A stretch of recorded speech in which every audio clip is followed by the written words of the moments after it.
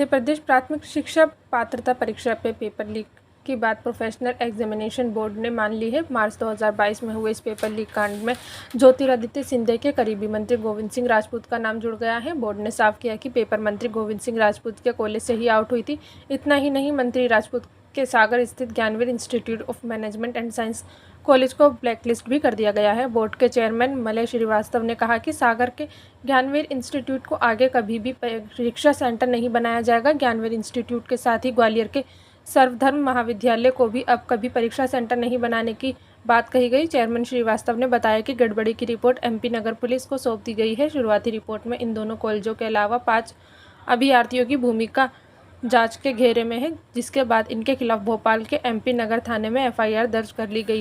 बता दें कि पीईटी की परीक्षा में बड़े स्तर पर धांधली हुई थी। परीक्षा के दिन ही पर्चा सोशल मीडिया पर वायरल हो गया था। इसके बाद वायरल हुए एक स्क्रीनशॉट की जांच MAPIT को दी गई थी।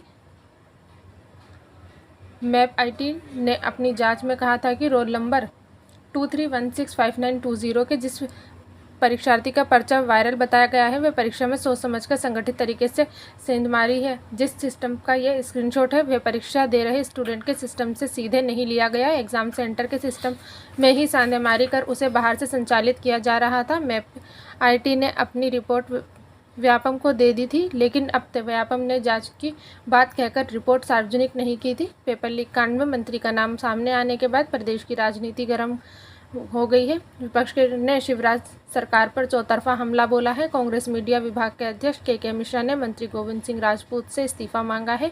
उन्होंने सीएम चौहान से अपील की है कि मंत्री का इस्तीफा लिया जाए। युवा कांग्रेस नेता विवेक त्रिपाठी ने इस मामले पर प्रतिक्रिया देते हुए कहा कि सिंधिया गैंग ने इसी उद्देश्य को पूरा करने के लिए कांग्रेस से पाला बदला है।